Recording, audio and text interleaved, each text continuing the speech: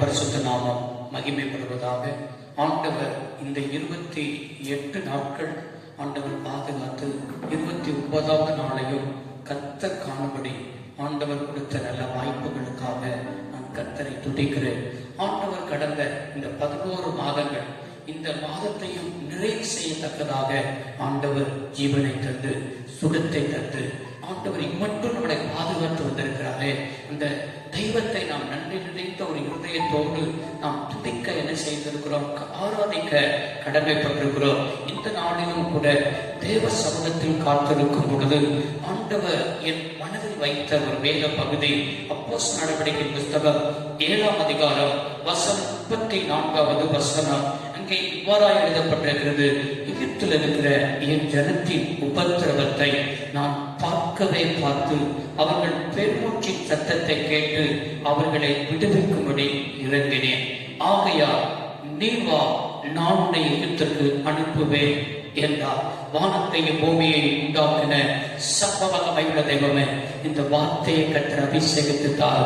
இந்த வார்த்தையை காணொளி மூலமாய் எங்கெங்கெல்லாம் உட்கார்ந்து ஆண்டுடைய வார்த்தையை கேட்கிறார்களோ உடைய பிள்ளைகள் இந்த வார்த்தையை கேட்டு ஆசீர்வதிக்கப்படட்டும், இந்த வார்த்தையுடைய ஆசீர்வாதத்தை பெற்று அனுபவிக்கட்டும் என்று சொல்லி வாழ்த்துகிறோம், ஆசீர்வதிக்கிறோம்.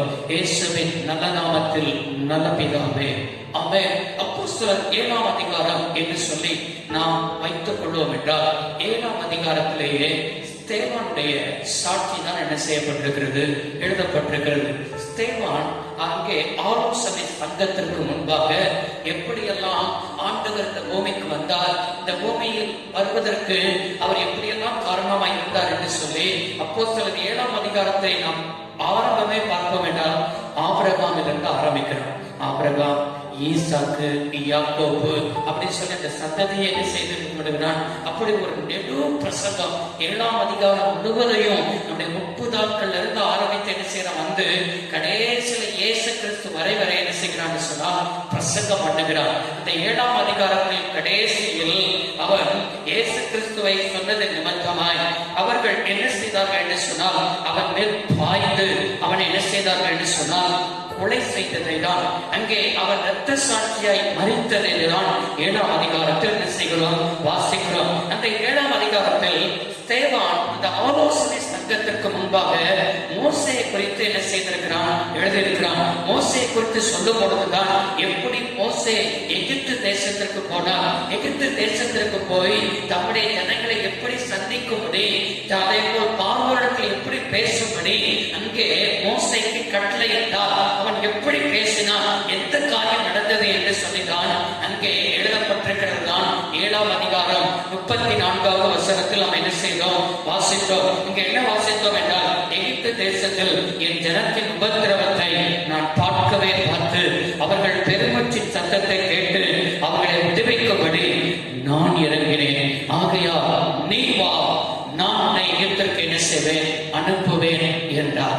ஆமென். இந்த வார்த்தையை கேட்டுக்கொண்டிருக்கிற தேவ ஜனமே, இன்றைக்கு நம்மளை பார்த்து அன்றைக்கு மோசையை பார்த்து ஒரு சத்தம் வெளிப்பட்டது, நீ வா, உன்னை நான் என்ன செய்வேன், அனுப்புவேன். இந்த பிரசங்கத்தின் தலைப்பு என்ன தலைப்பு என்றால் நீ வா. இன்றைக்கும் எந்தெந்த சூழ்நிலையில் நாம் அமர்ந்திருக்கிறோம், எப்படிப்பட்ட காரியத்தை இருந்து கொண்டிருக்கிறோம், என்னென்ன காரியத்திற்கு இட்டப்பட்டு கொண்டிருக்கிறோம், ஆண்டவர் உன்னை பார்த்துதான் ஆண்டவருடைய வார்த்தை கடந்து வருகிறது. நீ வா என்று சொல்லி ஆண்டவர் உன்னை என்ன செய்கிறார், அழைக்கிறார். இன்றைக்கு அன்றைக்கு மோசேக்கு கொடுக்கப்பட்ட ஒரு அறைகூவல் தான் இன்றைக்கு உன்னை பார்த்தும் அந்த அறைகூவல் என்ன செய்கிறது, கடந்து வருகிறது. எனக்கு அருமையானவர்களே, அன்றைக்கு இஸ்ரவேல் ஜனங்களின் ஆண்டவர் அவருடைய வாழ்க்கையில் என்ன செய்தால் உபத்திரவத்தை அவர் பார்த்து, அவருடைய பெருமூச்சின் சத்தத்தை அவர் பார்த்து அவரே இறங்கி வந்தார் என்று என்ன செய்கிறோம், வேதத்தில் வாசிக்கிறோம். நீங்க உபத்திரவப்படுகிறத ஒருவர் பார்த்து கொண்டுதான் இருக்கிறார். நீங்கள் படுகிற வேதனை ஒருவர் அறிந்து கொண்டுதான் இருக்கிறார். நீங்கள் வடிக்கிற கண்ணீர் ஒருவர் எல்லாவற்றையும் பார்த்து கொண்டுதான் இருக்கிறார். எனவேதான் அவர் சங்கீதம் 22ஆம் சங்கீதம் 24வது வசனத்தில் வாசிக்கிறோம், உபத்திரவப்பட்டவனுடைய உபத்திரவத்தை அற்பமா எண்ணாமலும் அவனை அருவருக்காமலும் தம்முடைய முகத்தை அவனுக்கு மறைக்காமலும் தம்மை நோக்கி அவன் கூப்பிடும் படுத்தும் பொழுது அவனுக்கு என்ன செய்யணும்னு சொன்னால் நம்முடைய ஆண்டவர் மறு உத்தரவு செய்கிற தேவனாய் இருக்கிறார்.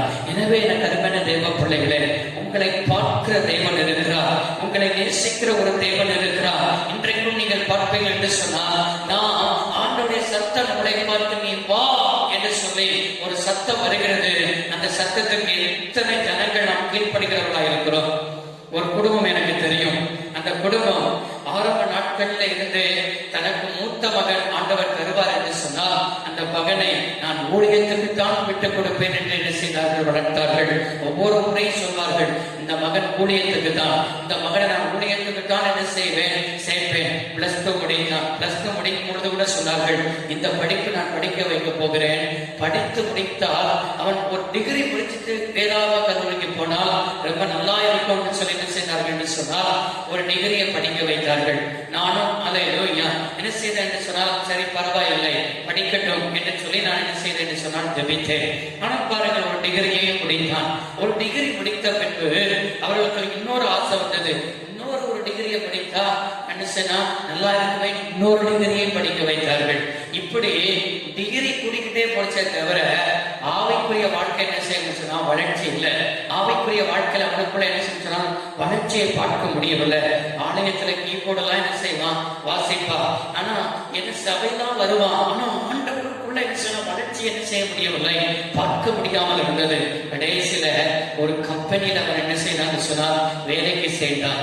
ஒரு கம்பெனியில வேலைக்கு சேர்ந்து நடந்த காரியம் தான் என்ன என்று சொன்னால், கடைசியில் அவருடைய பெற்றோரும் அவன் ஊழியத்துக்கு அர்ப்பணிக்கிறதை என்ன செய்தார்கள், அர்ப்பணித்ததை அந்த பிரதிஷ்டையை மறந்து போனார்கள். பெற்றோரும் மறந்து போனார்கள்.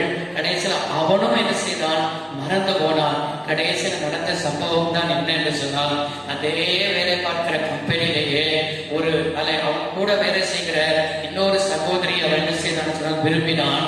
அந்த சகோதரியை விரும்பி அவனையே திருமணம் என்ன செய்தான், முடித்து கொண்டான்.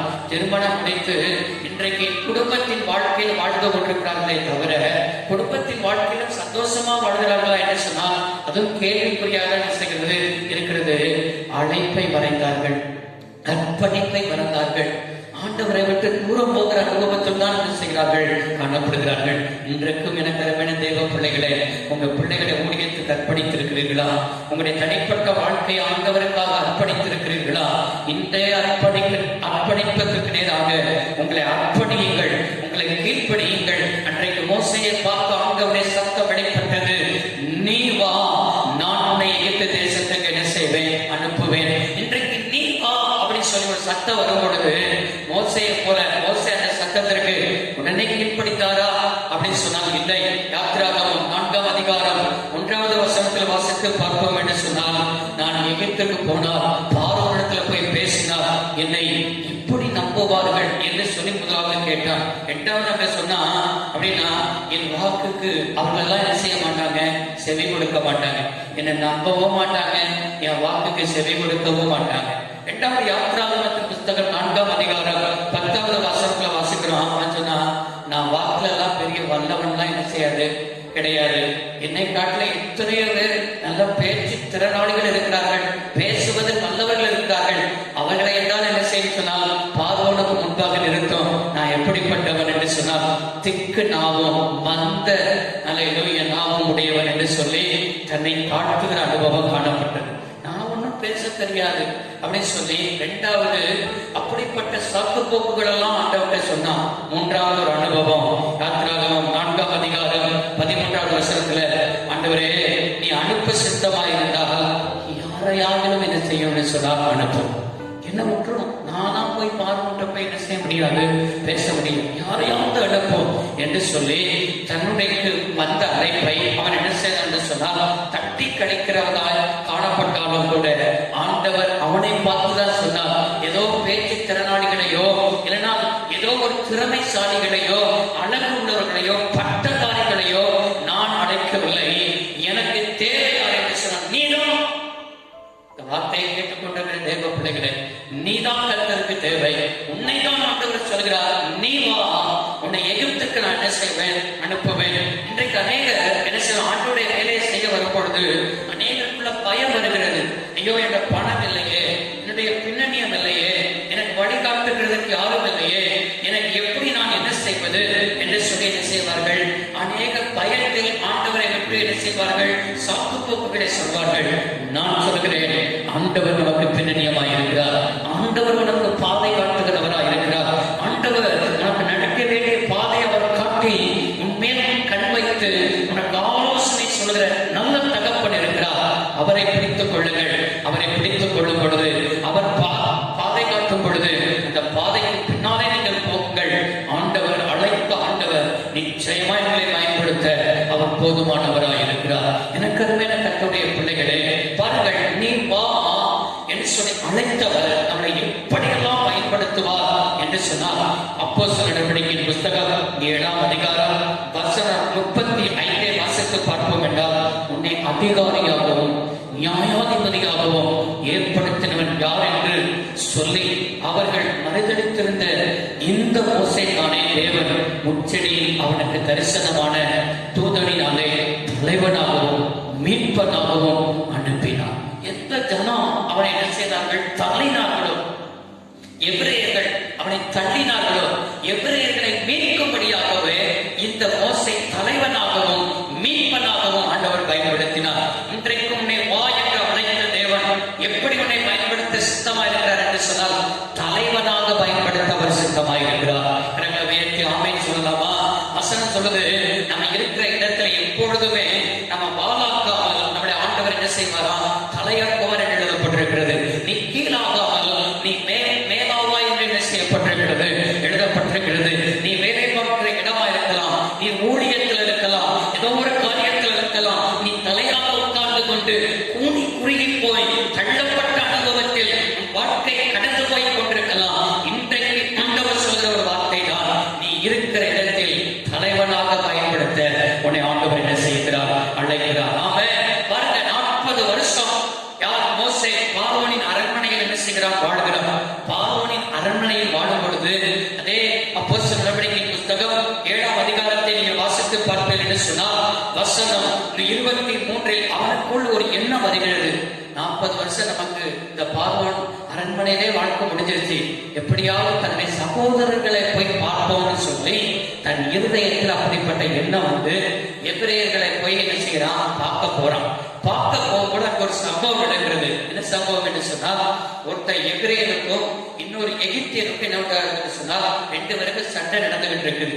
இப்போ இந்த நம்ம சகோதரன் எபிரேயனை இந்த எகிப்தியன் என்ன செய்யறான்? அடிக்கிறானேன்னு சொல்லி எகிப்தியனை ஒரே அடியில் அடிச்சு என்ன செஞ்சுட்டான்னு சொன்னா கொன்று போட்டு விட்டான். இந்த மோசே கொன்று போட்டு யாருக்கும் தெரியாது என்று சொல்லி என்ன செஞ்சுட்டான்? நினைச்சிட்டு போயிட்டான். ஆனா மறுநாள் அதே போல என்ன செய்ய சொன்னா, ஒரு எபிரேயனுக்கும் இன்னொரு எபிரேயனுக்கும் என்ன செய்கிறது? சண்டை நடக்கிறது.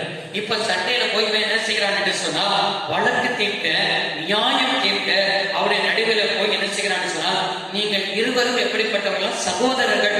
நீங்கள் சகோதரர்களாக இருக்கும் பொழுது ஏன் உங்களுக்கு என்ன செய்ய அநியாயம் செய்கிறீர்கள்? இப்படிப்பட்ட காரியங்களை செய்கிறேன்னு சொல்லி அவரோடு சமாதானமாய் பேசினால் என்ன செய்யப்பட்டிருக்கிறது? எழுதப்பட்டிருக்கிறது. சமாதானமாய் பேசுகிறதான அந்த சூழ்நிலையில் அந்த எபிரேயர் அவனை பார்த்து சொன்ன ஒரு வார்த்தை, அப்போஸ்தலர் 7ஆம் அதிகாரம் 27வது வசனத்தில் பார்க்கிறோம். இங்க சொல்லியிருக்க, அவனை பிடித்து, யாரை பிடித்து? மோசேயை பிடித்து அவனை தள்ளி, என்ன தள்ளி என்று தள்ளினது மாத்திரமல்ல, எங்கள் மேல் அதிகாரிகளாகவும் நியாயாதிபதியாகவும் உன்னை ஏற்படுத்தினது யார்? என் மேல உன்னை அதிகாரியா வச்சது யாரு? நியாயாதிபதியா வச்சது யாரு? தலைவனை வச்சது யாரு? அப்படின்னு சொல்லி மோசையை பார்த்து என்ன செய்தான்னு சொன்னா, மோசையை தள்ளி விட்டார்கள்.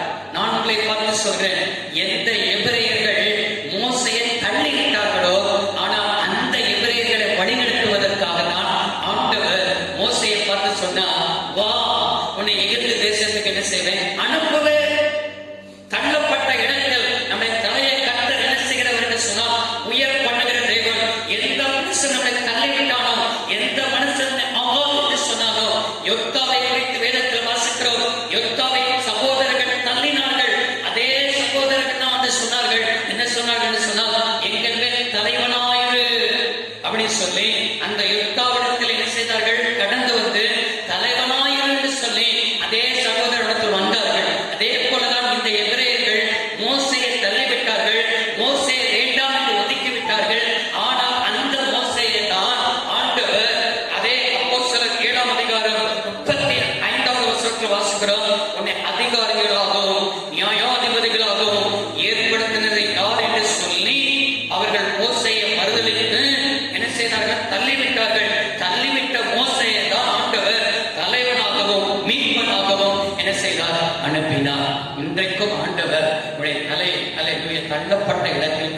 செய்வார்னு சொன்னால் உயரம் பண்ணுவதற்காக தான் ஆண்டவர் சொல்றார், நீ வா.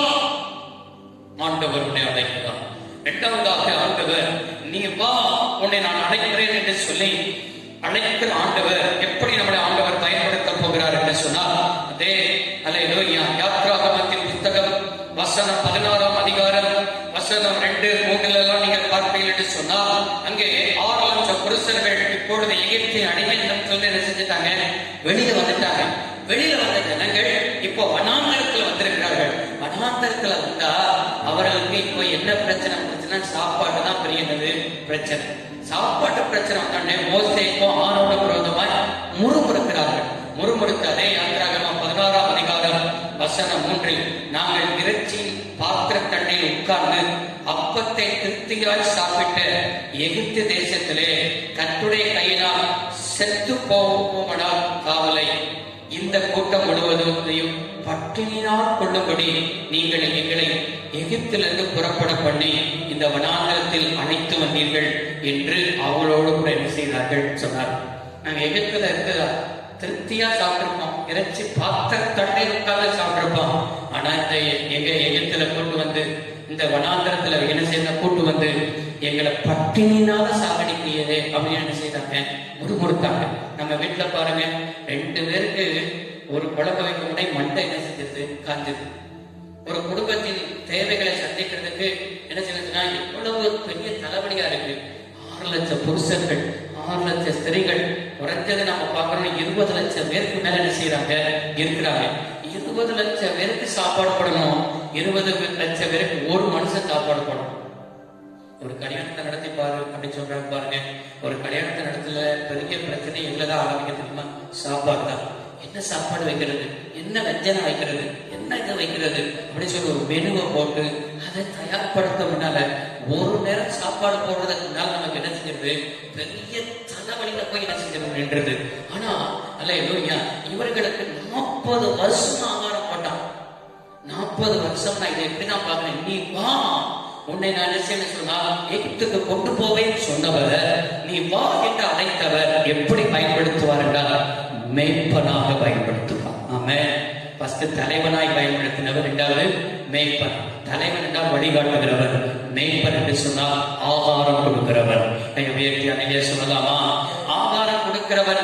மோசேக்கு ஒன்னும் தெரியாமல் இருக்கும் பொழுது கூட ஆண்டவர் அழகாய் சொன்னார். மோசே ஆண்டவரிடத்தில் கேட்கும் பொழுது என்ன சொன்னார் என்று சொன்னால், நம் வேதத்தில் வாசத்தை பார்ப்போம் என்று சொன்னால், அதே யாத்திராகமத்தின் புத்தகம் 16ஆம் அதிகாரம் வசனம் 4 வாசித்து பாருங்க. கர்த்தர் மோசேயை நோக்கி, நான் உங்களுக்கு வானத்திலிருந்து அப்பம் வர்ஷிக்கப்படுவேன். ஆமென். ஆண்டவர் சொன்னாரு மோசேயை பார்த்து, நான் வானத்திலிருந்து என்ன செய்வேன், அப்பத்தை என்ன செய்வேன், வர்ஷிக்கப்படுவேன். அந்த அப்பம் எப்படி தெரியுமா இருக்கும், காலையில என்ன செய்வாராம் ஆண்டவர், வானத்திலிருந்து மன்னாவை கொடுப்பாராம், சாயங்காலத்துல இறைச்சியை கொடுப்பார் காலை. ஆமென். ஆண்டவர் எப்படி பாருங்க, காலையில மன்னாவை கொடுக்கிறாரு, சாயங்காலத்துல என்ன செய்யறாரு, இறைச்சி. ஒவ்வொரு நாளும் நல்ல இறைச்சி என்ன செய்யறான், சாப்பிடுறான். அந்த அப்பம் எப்படிப்பட்ட அப்பமா இருந்தது தெரியுமா, வசனத்தில் வாசிக்கிறோம். அதே யாத்திராகமம் 16ஆம் அதிகாரம் வசனம் 31 வாசிக்கிறோம். அந்த அப்பம், அந்த மன்னா எப்படிப்பட்டதா இருந்ததுன்னு சொன்னால், ருசி தேனிட்ட பணிகாரத்திற்கு ஒப்பாயின செய்தது இருந்தது. ஒரு தேனத்தை போட்ட ஒரு பணியாரத்தை சாப்பிட்டா அப்படி இருக்கும். சொல்லும் பொழுதே என்ன செய்யுது, சாப்பிடுறது போல என்ன வருது, ஆசை வருது. ஆமென். அப்ப அந்த அப்பா அந்த அளவுக்கு ஆண்டவர் சிறுவன் ஜனங்களுக்கு என்ன செய்தார்னா மன்னாவை கொடுத்தார், அந்த அளவுக்கு ஆசீர்வாதத்தை கொடுத்தார், அந்த அளவுக்கு போஜனத்தை கொடுத்தார். இன்றைக்கும் எனக்கு அருமையான தேவ பிள்ளையே, உன்னை ஆண்டவர் ஏன் அழைக்கிறார்னா, உன் மூலமா ஜனங்களுக்கு ஆகாரத்தை கொடுக்கும்படி. வசனம் சொல்றது, மனுஷன் அப்பத்தினால் மாத்திரமல்ல கர்த்தருடைய வாயிலுக்கு புறப்படுகிற ஒவ்வொரு வார்த்தையிலும் என்ன செய்வான், பிழைப்பான் எழுதப்பட்டு உபாகமத்தில் எழுதப்பட்டிருக்கிறது. அதை இயேசு கிறிஸ்து கூட என்ன செய்தார்னா, அல்லேலூயா இந்த கல்லை அப்பமாக்கி சாப்பிடும் என்று சொல்லும் பொழுது இயேசு அந்த வார்த்தையை பயன்படுத்தினார். என்ன சொன்னார், அல்லேலூயா மனுஷன் அப்பத்தினால் மாத்திரமல்ல கர்த்தருடைய வாயிலுக்கு புறப்படுகிற ஒவ்வொரு வார்த்தையிலும் பிழைப்பான் என்று எழுதியிருக்கிறதே அப்படின்னு செய்வார், விசாசம் முன்னால பயன்படுத்துவார். எனவே போஜனத்தை நாம் கொடுக்கணும். சபை அல்லேலூயா சபை மக்களுக்கு போஜனம் கொடுக்கிறது. நாம் வருகிற இடத்தில், நாம் இருக்கிற கிராமத்தில், நாம் இருக்கிற பட்டணத்தில் மற்றவர்களுக்கு நாம் ஆகாரத்தை கொடுக்கணும். இயேசுவை பத்தி அப்படி சொல்லணும். வசனம் தான் இது ஆகாரம். வசனத்தை மற்றவர்களுக்கு நாம் கொடுக்க எப்பொழுதும் ஆயத்தமாய் காணப்பட வேண்டும். சொல்லலாமா? இன்றைக்கு அநேகர் வாயை திறந்தா வாயிலிருந்து என்ன வராது? வார்த்தை வராது. ஏன் வார்த்தை வராது? இந்த வார்த்தை இருதயத்துல இருந்தாதான் என்ன செய்யணும்? சட்டியில இருந்தாதான் என்ன வரும்? அகப்பையில அப்படின்னு சொல்லப்பட்டிருக்கு.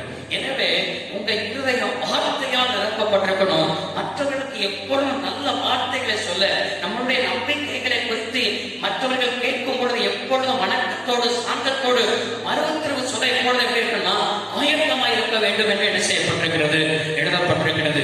எனவே இப்படிப்பட்ட நல்ல போஜனங்களை மற்றவர்களுக்கு என்ன செய்யுங்க? கொடுங்க. ஆகாரத்தை கொடுங்க. சபை ஆகாரம் கொடுக்கப்படுகிறது. நீங்களும் மற்றவர்களுக்கு நல்ல ஆகாரத்தை கொடுங்க. கர்த்தர் என்ன செய்வார்னா, இதற்குத்தான் கர்த்தர் என்ன செய்திருக்கிறார்? வா என்று அழைக்கிறார். கடைசியில் ஒரே ஒரு வார்த்தையை மாத்திரம் பார்த்து நம்ம என்ன செய்ய போறோம்? ஜெபம் பண்ணி முடிக்க போகிறோம். யாத்திராகமத்தின் புத்தகம் 4ஆம் அதிகாரம் வசனம் 12 நாம் வாசித்து பார்ப்போம் என்று சொன்னால், ஆண்டவர் நீ வா, உன்னை என்ன செய்ய எகிப்துக்கு என்ன செய்ய கொண்டு போவேன்னு சொல்லி ஏன் சொன்னா அப்படின்னு சொன்னா, சொன்னவர் எப்படி நம்மை பயன்படுத்துவார் என்றால் யாத்திராகமம் 4:12 வாசிக்கிறோம். ஆதலால் நீ போ, நான் உன் வாயோடு இருந்து நீ பேச வேண்டியதை உனக்கு போதிப்பேன் என்றார். நீ போ, நான் உன் வாயால் இருந்து நான் பேச வேண்டியது என்ன செய்வேன்? போதிப்பேன். அப்படின்னா ஆண்டவர் அல்ல நம்மளை எப்படி பயன்படுத்துவார்னா, கர்த்தருடைய வாயால் நம்மளை என்ன செய்வார்? பயன்படுத்தும். அவர் என்ன பேசணுமோ அதை என்ன செய்வாங்க? நம்ம வாய் மூலமா என்ன செய்வாரு? பேசுவார். கரெக்டாவே ஆமென் சொல்லலாமா? இதைத்தான் மோசேயை கொண்டு என்ன செய்தார் சொன்னார். மோசேயை கொண்டு இஸ்ரவேல் ஜனங்களை நடத்தி வருவதற்கு பார்வோனுக்கு முன்னால நிற்கும் பொழுது என்ன நடந்தது அப்படின்னு சொல்லி நம்ம பார்ப்போம் என்று சொன்னால், இஸ்ரவேல் ஜனங்களை மோசே பார்வோன்ட்ட போய் பேசும்போது உடனே வெளியில் விட்டுறல. உடனே விடாம என்ன செஞ்சான் தெரியுமா? நமக்கு நல்லா தெரியும். என்ன செய்தாங்கன்னா, அவருடைய இருதயம் கடினப்பட்டது. 10 வாதை ஆண்டவருக்கு என்ன செய்தார் என்று சொன்னால் எகிப்தில் அனுப்பினார். முதல் வாதை என்ன அப்படின்னு சொன்னால், தண்ணீர் ரத்தமாக என்ன செய்வது? மாறுவது. பாருங்க, தண்ணீர் ரத்தமாய் மாறுவதை குறித்து யாத்திராகமம் 7ஆம் அதிகாரம் வசனம் 16-17 என்ன செய்யப்பட்டிருக்கிறது? எழுதப்பட்டிருக்கிறது. இவன் முதல் அற்புதத்தை என்ன செய்யறான்னு சொன்னால், தன் கையில் இருக்கிற கோலை எகிப்தில் உள்ள நதியின் மேல் என்ன செய்தானா? ஓங்கி அடித்தானா. ஓங்கி அடிக்கும்படி கர்த்தர் சொன்னார் அப்படின்னு சொல்லி தன்னுடைய வார்த்தையை என்ன செய்தான்? வார்த்தையின்படி அடித்தான். இங்க வசனத்துல வாசிக்கிறோம் 18 அடிக்கும் பொழுது நதியில் இருக்கிற மீன்கள் செத்து நதி நாரி போகும். அப்பொழுது நதியில் இருக்கிற தண்ணீர் எகிப்தில் குடிக்க கூடாமல் அரசிப்பார்கள். இதனால் நானே கர்த்தர் என்பதை அறிந்து கொள்வாய் என்று கர்த்தர் சொல்லுகிறார் என்று சொல் என்றான். அவன் இவன் மூலமா தான் ஆண்டவர் அந்த எகிப்தியர்களுக்கு வார்த்தை இவன் வாய் மூலமா தான் என்ன செய்து ஆண்டவர் பேசுகிறார். ஆமென். அதே போல எனக்கு அருமையான தெய்வ பிள்ளைகளை 10 வாதையை நீங்க தியானம் பண்ணி பாருங்க. 2வது வாதை என்னன்னா தவளை இஸ்ரவேல் ஜனங்களுக்கு அனுப்பும் போதும் இவன் வாய் மூலமா தான் ஆண்டவர் என்ன செஞ்சிருப்பாருன்னா, நான் தவளை அனுப்புவேன் சொல் அப்படின்னு என்ன செஞ்சிருப்பாரு? சொல்லியிருப்பார். 3வது வாதையை பாருங்க, பேர். இப்படி வரிசையா சொல்லணும்னா கடைசியில தலைப்பிள்ளை சங்காரம். அதான் அனுப்பும் பொழுது கூட இவன் வாய் மூலமா தான் ஆண்டவர் என்ன செஞ்சிருப்பாரு? செய்ய போகிற காரியத்தை இவன் வாயை கடந்துதான் பேசுவதற்கு என்ன செஞ்சிருப்பாரு? அனுமதிச்சிருப்பார். இன்றைக்கும் ஆதியாகமம் 18:18 வாசிக்கிறோம். நான் செய்ய போகிற காரியத்தை என் தாசனாகிய ஆபிரகாமுக்கு நான் என்ன செய்வேனோ மறைப்பேனோ. இன்னைக்கு ஆண்டவர் தேசத்தில் நடக்க போகிற காரியங்கள் எல்லாம் ஆண்டவர் நம்மளை கொண்டுதான் என்ன செய்ய போகிறார்? பேச போகிறார். ஆண்டவருடைய வாயாக நீங்கள் தான் இருக்க போகிறீர்கள். சபையில் நீங்கள் தான் கர்த்தருடைய வாயாக இருக்க போகிறீர்கள். குடும்பத்தில் நீங்கள் தான் கர்த்தருடைய வாயாக இருக்க போகிறீர்கள். தேசத்தில் நீங்கள் தான் கர்த்தருடைய வாயாக இருக்க போகிறீர்கள். கர்த்தருடைய வாயாக இருப்பதற்காக தான் ஆண்டவர் உங்களை சொல்கிறார், நீ வா, உன்னை நான் அனுப்புவேன். ஆண்டவர் யோவான் 14ஆம் அதிகாரம் 18வது வசனத்தில் வாசிக்கிறோம். என்ன வாசிக்கிறோம்? என்னை விசுவாசிக்கிறவன் தான் செய்கிறதை செய்வான். என்னை காட்டிலும் மேலான அற்புதங்களை, என்னை காட்டிலும் மேலான கிரியைகளை செய்வான் என்று என்ன செய்திருக்கிறார்? நமக்கு வாக்கு பண்ணியிருக்கிறார் அல்லவா? எனவே அவருக்கு நம்ம என்ன செய்வோம்? அர்ப்பணிப்போம். அவருடைய சித்தத்திற்கு நம்ம கீழ்ப்படிவோம். இன்றைக்கு வா என்று சொன்னவருக்கு நம் முழுவதும் அர்ப்பணிக்கும் பொழுது ஆண்டவர் அவரை தலைவனாய் பயன்படுத்துவார். தலைவர் என்றால் வழிகாட்டுகிறவர். 2வது மெய்ப்பனாய் என்ன செய்வார்? பயன்படுத்தும். மெய்ப்பன் என்றால் போஜனம் கொடுக்கிறவர். 3வது கர்த்தருடைய வாயாய் என்பதை பயன்படுத்துவார். வாய் என்பது தீர்க்கதரிசி. ஒரு தீர்க்கதரிசியாய் என்ன செய்வார்? ஆண்டவர் பயன்படுத்த அவர் போதுமானவராய் இருக்கிறார். கண்களை மூலமாக நாம் ஜெபம் பண்ணுவோம். வானத்தையும் பூமியையும் உண்டாக்கின சர்வ வல்லமை உள்ள தெய்வமே, மோசேயை பார்த்து கர்த்தருடைய வார்த்தை எனக்கு வெளிப்பட்டது, நீ வா, உன்னை நான் எகிப்து தேசத்திற்கு உன்னை அனுப்புவேன் என்று சொன்னார். அதே போல இன்றைக்கு எகிப்து தேசத்தை போலதான் எங்க தேசம் இருக்குதுப்பா. இந்திய தேசம் இருக்கிறது, நாங்கள் வாழ்கிற இடங்கள் இருக்கிறது. எங்க தேசத்திற்கு ஆண்டவரே எங்களை அனுப்புவதற்கு நீ வா என்று சொன்னவர், எங்களை ஒரு தலைவனாக, ஒரு மேய்ப்பனாக, ஒரு தீர்க்கதரிசியாக ஆண்டவர் நீர் எங்களை பயன்படுத்த சித்தமாய் இருக்கிறதற்காய் சொல்கிறார். இந்த வார்த்தை கேட்ட பிள்ளைகள் இதற்கேற்றபடி தன்னுடைய வாழ்க்கையை மாற்றிக்கொள்ள கர்த்தருடைய ஆண்டவரே சொந்த சித்தத்துக்கு அர்ப்பணிக்க கர்த்தர் கிருபையால் நாங்கள் ஜெபிக்கிறோம். கேட்ட பிள்ளைகள் ஆசீர்வதி இயேசுவின் நாமத்தில் வேண்டி கேட்கிற நல்ல பிதாவே, ஆமென்.